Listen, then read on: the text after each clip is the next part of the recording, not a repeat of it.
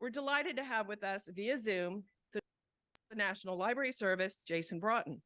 Mr. Broughton is no stranger to South Carolina or the South Carolina State Library, having worked here as part of his journey to the Library of Congress. In fact, Mr. Broughton has traveled the length of the Eastern Seaboard on his professional journey from Florida, South Carolina, and Georgia to Vermont, and finally Washington, D.C., and his current position at the Library of Congress as Director of the National Library Service for the Blind and Print Disabled. As you can imagine, Mr. Broughton's wealth of experience has given him a wealth of perspective, and we're delighted that he can join us from Washington this morning, having averted calamity with Congress. Welcome, Mr. Broughton. Good morning, everyone. Hopefully you can hear me nice and clear. And good morning again to my home and birth state. Oh my goodness, it was always wonderful to come and talk to the people of South Carolina because it was such an endearing moment working at the South Carolina State Library. Lots of friends, lots of people who I still know, in addition to the many directors that are in public libraries, school libraries, academic libraries, special museums, and a lot of the cultural institutions. I still keep in touch with them. But I am so, in a sense, surprised, but also elated that I was asked to do this in having you start as the first presenter, but also to be, in a sense, your person to welcome you to this event. We are so glad that you are here, and we cannot be more thrilled that you wish to do all that you can for the users of your community and understanding what it means to be fully accessible as much as possible and inclusive when working with a range of diverse items and actions and people. And with that, our item today is going to be talking about the National Library Service for the Blind and Print Disabled, but also what it means in outreach and a few components. So I will give you some high level, low level types of items and what it is for NLS to be going into the future. There are lots of impacts that are going to be really helpful in helping you understand what we do and then how we can interface with you, you interface with us, and you interfacing with your community. Last but not least, my little bio, she said, originally, I am a native South Carolina, still have a house in a little town that I was raised in called Cross, South Carolina. And for those of you who know where Cross is at, not far from Santee or Monk's Corner or Somerville. But if you know where Cross is at, I will say it to you how we say it in the country. You are just as backwoods and as Bama as I am if you know exactly where I grew up. So do not think of yourself as being some city slicker. If you know where Cross is at, you just as countrified as I am. Now, onward to the new way of doing this. I'm going to now share my screen, and with that, we will begin our conversation about NLS. All right. And with that, I believe you should be able to see that. And I think I got a nod. Thank you, Carolyn. And we will begin. As we, in a sense, work here, we are based in the Library of Congress. And within that, we have been around for almost 93 plus years, and I serve as its newest and latest director. And we pretty much are the entity that kind of helps start accessibility in the country. We also have a partner known as United States Postal Service, in which we do a lot of items that will be going through the mail, but the future might look a little different that we're going to talk about. So with that, we have a wonderful mission and vision that is there for you to think about. But in essence, what we do here at NLS, it's a own unique directorate. I oversee about 125 people, and within that, all across the world, in some cases, there are some unique touch points. But with that, we aim to have different types of resources that are listed: books, magazines, musical scores, instructional method books, cookbooks, a whole host of range of items. And we then turn them into different formats, primarily into Braille, into audio formats for people to access in a different way through our platforms and also through our cartridges that come by mail. In addition to that, we've been able to update some items thanks to an item called the Marrakesh Treaty, which really was trying to answer a question by what was known as the global book famine. So you have to think about it in the sense of, in this global community that we live in, if you are a person who is disabled, you are going to have even much less access in some parts of the world to any types of information, let alone having it in a formatable way that you can actually access it. You might think when we talk about libraries, it brings to mind those wonderful, warm, and fuzzy conversations, unless you had a library that told you, shh, constantly, then you might not like librarians. And I'm so sad about that experience. But within that, if that was not the case and you have this warm, fuzzy feeling, people talked about sharing, and people assumed that libraries across the world were already doing that in a very small way, which would be called like interlibrary loan internationally. But this item, the Marrakesh Treaty, allowed us to expand what we do and really begin talking about sharing types of materials in which users can now have it in that language. So even if you are trying to learn French and you will qualify for our service, we will be able to get you that amount of resources in French if you'd actually like to have it as your first choice, and English as a second. We are an importer and exporter of those types of items. And with that, a lot of people are requesting our items because people want to learn English. But we have a large amount of people also across the country in our networks that are actually requesting different types of languages, so that you would also know that. Our vision is very simple, that all may read. What a wonderful, simplistic tool. And within that, as we move forward to go into the 21st century, one of our items under my direction is that I really want to have a better handle on working with our network libraries, such as the Network Library in South Carolina, and making sure we understand what they need, which is going to be from some of you who are attendees. What does it look like to work with you? What does it look like to connect with you? Because our real goal, believe it or not, is user impact and maximization of user satisfaction. Do we have what you want in the collection? Are we doing things that address some of the desires that you actually have? It doesn't mean we're always going to get it, though. We are, of course, NLS, the federal government. So we are going to move a little bit slower as opposed to things. When I give you that, one of my biggest questions that I get from people in the network are usually, when are we going to get this book? And that usually is because it's on the bestseller list, and public libraries can get that rather quickly. We're a little bit different because we have to create it in that format. And so it is working to understand those types of items. One of our big goals, as you can see, is elevating our digital experience. And I'll talk about what that means in the next few slides when we talk about BARD and devices. So with that, I am now going to go on to the next slide specifically. If I can get my mouse to activate itself here appropriately. So who do we serve starting out? Oh my goodness, we have a large amount of people when it comes to the diversity of those who are blind, full on, impaired vision, low vision, color spectrum, a whole host of different items, permanent and temporary, and of course, what is known as the print disability, those who cannot hold a book for a long period of time, turn a page, or need some form of assistance. They would then need to have this done in a very different way, which could be through an audiobook. So as you can see from the listing, we actually help a large range of people and continue to do a whole host of amounts. So as you can see, adults, permanent, temporary, know that, and this again is not a pejorative if you think about it. Some people find it very shocking, but if you are pregnant and you are on bed rest, that is a temporary disability. I remember a woman looked at me like, what? And I was like, yes, you should know medically that's a disability. If the doctor does put you on bed rest, you could temporarily qualify for the service. Very surprising, right? Or if there's cataract surgery for a temporary amount of time, those are things that people might not have known. They can actually utilize NLS through the network library for a short, extended period of time. Children, middle-aged Americans who are experiencing just age-related vision loss qualify.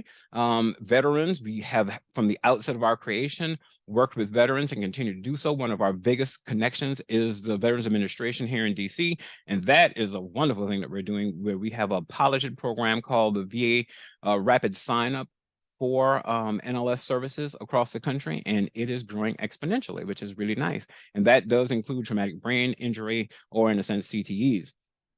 Older veterans, veterans who have low vision and just kind of don't want to accept it. That's usually one of the bigger groups, people who are aging and kind of like, I don't think I qualify for this, but yet they're straining to see. Those who are physically disabled, of course, the children, and a new area which people are a little bit confused about is reading disabilities. Know that a reading disability falls under a learning disability, but not the reverse is true. Reading disabilities such as dyslexia, there's also items for math and a whole range of items. There's fluency, there's phonics. Those are things in which people might qualify for our service as well. And believe it or not, a librarian, library staff can actually certify the person to do that. The big question is, who else do we want to talk to? There is a range of people that we always want to make sure they are aware of our services. Parents, teachers, schools, school boards, caregivers, families, churches, veterans, of course, who don't even know about it specifically, parents and teachers. If you are in a school, know that you should automatically let your special education department know of this type of services because it can assist with an IEP. This is me in my former life as an educator in Florida for 15 years, doing IEPs and working with some very, very wonderful parents and children to make sure that they had holistic ways of education. Within that, of course, reading teachers might need to also know about the service that can assist them because you can have an institutional account. You can also have the individual account. A user can have different types of services that we have at school and also have it personally, individually for them at home. So they can have it in two places. And that is very helpful if they were, for example, a request to have a specific physical player, as opposed to using our app. And then we have the network of medical professionals, as you have listed, in addition to the educational professionals who also need to do that. On our end, I can tell you that we at the highest level do connect with the Department of Education here federally, the Veterans Administration. We work with the National Eye Institute and a host of people on a large scale. But as you know, it takes some time to trickle down to the very people who might be able to interface with the user directly. So we are always in need in doing our best to have that information provided and presented. So I talked about a platform known as BARD, and BARD stands for our Braille Audio Reading Download, which is our app. And within that, it allows us to navigate a whole host of things in a very unique way. And with that, I always have to say thank you to our IT department, which is known as OCIO in the Library of Congress, which has just done an expansive thing for us. It took some time upon my arrival. This was working in its place, but I helped speed it up. So we now are able under BARD to now have access upwards of 1 million patrons can actually get onto the app. We do not currently have 1 million users at this moment in time, but I'm working on that with our network libraries to make that a possibility in the coming years. But before you get the users, guess what? You have to be able to have the software and the tools to allow that platform to already provide that, because as those users come in, you want to be able to do it. Going forward, here is just a simple item that we were given from one of our patrons. You should know I weekly receive items that are endearing, heartfelt, and just heartwarming from our users. I've had people come to DC and drop off cookies, try to give me cakes. I get letters in the mail. And of course, if you do send me a gift, I have to declare that federally, and then I have to turn that over to a different group of people. So just saying, but I will eat a cookie if you decide to bring it. I do diet, but at the same time, if it's a really good cookie, I will enjoy that sucker. Onward, BARD has many faces. We call it the many faces of BARD. So the platform itself can come in what is known as BARD Mobile, which means if you have Android or a mobile app, you can access it that way. And then we have what is known as BARD Express. A user can then, if they're using a Microsoft PC, be able to download a large amount of content and put it onto a cartridge that we have or onto a thumb drive. So as you can see, there's many ways that we help to meet our users where they are. We are trying to be very flexible in our design and trying to meet the user's needs as opposed to having them jump through lots of types of hurdles. Within that, as I said, we have network libraries across the country in each state. Some are centralized and others are fragmented. For example, Florida has a fragmented. You have to go through a large amount of areas. In other words, it's not centralized like in Texas. Texas comes out of the Texas State Library and they do the entire state. So each state has its unique way of doing it. South Carolina is no different. And with that, it's why you are here today at this conference, to learn a little bit about what the South Carolina Network Library is doing in interfacing with NLS. We provide free playback equipment in the form of a physical device, or it can be using the app. If you're using the physical device, it will come to you in the mail, usually from a network library, or sometimes directly from NLS through the Postal Service. And then it's like the old-fashioned, how can I put it? I'm going to date some of you. Yes, let me date some of you this way. The old-fashioned Columbia House magazine, in which you had to send those cassette requests. You usually come in through the mail and then you send it back before there was a thing like Netflix. Yes, that's how we still operate in that type of case. And other times, earlier than our physical device, we used to send out record players. For those who remember that, yes, there was a thing called a record player. Some of the young people in this room were like, what are you talking about? Things such as a 45 or a 33 or an LP. These are the things that NLS would send out to people to actually have. And before that, yes, the phonograph. Yeah, look at there. Just shocking you. Stuff that we actually send. If you ever visit us here in DC, we have the history of our devices, which usually shocks and amazes people on the different types that we actually loaned out and are looking at. As I talked about the Marrakesh Treaty, it shows that we were able to then make a wider array of languages accessible in our catalog for people to consider. An example of that is what you're looking at on the screen.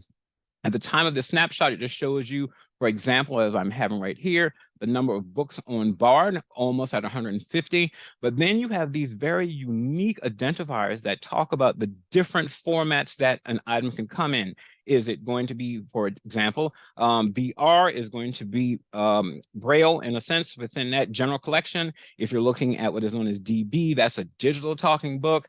BRE is definitely going to be something totally different within that itself specifically, and that's going to be like a global item. So just kind of give you the different many formats these things come in, but what you should be intrigued about and interested in is look at the different amounts of languages that you can now access to have these materials in if we have already put it into the catalog. So there is a back hole, and we try to do quite a lot to get through it as quickly as possible. I hope somebody's maintaining the chat because I definitely am not, but I see 11 things that just popped in there. Within that, here is one of our most successful and enthusiastic requests that we have going across the country, which is known as the Refreshable Braille e-reader. Now, for some of you, you know that Braille usually comes in print. Yes, and it is extremely, extremely voluminous. If the network library were to show you one book of Harry Potter, you would be amazed how many versions that would come in when it comes into printed Braille. This simple device here, where the little silver parts in the middle are little tiny pins that go up and down, and as a person feels those, the information moves to create the actual Braille text as they move their fingers across it. That device can now hold a complete library itself, plus more. So know that technology is rapidly going through. We have sent out over 9,000 of these devices across the country. We are definitely procuring even more. And as we go forward, we will hopefully, by the end of the year, be in all 50 states, with the 50th state just in a sense signing up for training. And we will continue to make these available at no cost to those users who wish to have Braille electronically. Here is the upcoming new device that we have, which is known as our DA2, which is the next version of that physical player that I talked to you about. If you look at it in the very front at the bottom, a little cartridge would slide in there, and then it would begin to play. The buttons allow for speed and volume. There's a large speaker, and on top of that, the new one is going to have, guess what? Wi-Fi connection for those who have strong capability in the country to do so. We actually are testing this with our user group known as the Reading Technology Advisory Group, or RTAG, and we're getting a lot of wonderful feedback about what doesn't work, what does work, what we can do to improve it. And upon request, we are still researching having some form of smart speaker application, which is done as an Amazon Alexa skill. We are considering calling it the My Talking Books, or the MTB, but again, it is still in testing and development on the new things that we're doing. And we're also always seeking feedback from users to test our items, talk about our collections, and what we can do to improve our services. We are one of the few receptive and wonderfully engaged and thoughtful entities at the Library of Congress to be thought about as a nice place to work, and also one of those federal entities that people actually admire and desire to have conversations with. Something that you might not know that we have in-house is also a music division. We have the world's largest accessible music collection at the Library of Congress, which we oversee. Within that, you might not know that we have it, but this is one in which the network would help you to get in touch with us, because this is a direct item with NLS to the user on how to access different types of musical scores, instruction and method books, and a host of items. So I wanted to kind of let you know about this specific action as well. This is the staff run by Julietta Pohl, who oversees this wonderful group of people who, in a sense, sends out, digitizes, requests, and gives you what you need when it comes to music. And our librarian in residence is Brian right here. And within that, everything is just wonderfully fine within them. Their goal does a whole host when it comes to anything music, contemporary, historical, choral, religious, all of it. We have it from jazz to what you want. When it comes to this, there's books, magazines, musical scores, foreign language, and locally produced items that are in there. But they have a little tiny spin on our vision, which is not only that all may read, it is that all may read music. Some of the things that people have done and have provided us with their wonderful items are usually parents. I have gone to concertos, I have gone to recitals, I have had links sent to me. There are people who have let me know that their child was going to be playing a wonderful recital, and here's the link to that. Or could you please, in a sense, show up at the Met because they were going to be doing something? And that has just been something I did not expect to have as a director, to see these wonderful amounts of people tell us the impacts to their lives. Please know, for example, that we had Stevie Wonder many years ago, and I'm trying to get him back. But Stevie Wonder is a patron of NLS. Always has been. Think about that. Ray Charles as well. So there's lots of things that you should know that we do, and we have a lot of items that can assist you in a host of ways to allow people to continue to learn about music and continue doing so. As I begin to close, I hope I haven't talked too long within that. And one of the things that we were able to successfully do, and I was working feverishly, almost to exhaustion, to pull this off, the library has collaborated with Netflix, and our team decided that they wanted to participate. And to our shock, and I would say humble honoring of this, is that we were able to have a screening of the actual item called All the Light We Cannot See, which is a book by Anthony Doerr. It's a Pulitzer Prize winner, talks about a blind woman who is trying to navigate life during wartime with her father. And there's a lot of mystery and intrigue because we have Nazis within it. There's also some items regarding a piece of jewelry that someone is trying to get, and a host of other items of what it means to be a human during this time. Within that, I was able to have, wonderfully, there's this attractive man with his back turned to you. Look at that attractive man right there. I just wonder who that is. My God, I wish you could actually see him.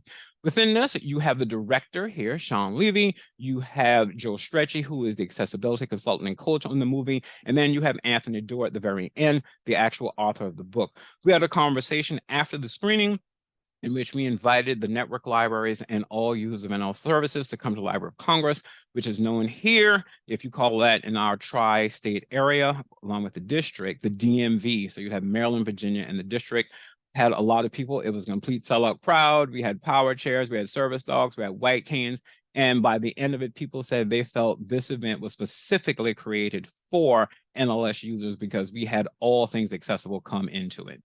As we go through, the Librarian of Congress also addressed the crowd in talking about this beautiful story of kindness, resilience, human connection centered around a blind teenage girl that means a lot to us, and the home of the National Library Service for the Blind and Print Disabled. This wonderful event allowed us to connect to the blind and visually impaired community and to show there is no barrier to experiencing the joy of reading. So we do these types of things here in DC. And if you're ever in the area, let me know and we can give you a tour. We can look at a host of items. And if we have a performance going on, I'd be happy to get you in.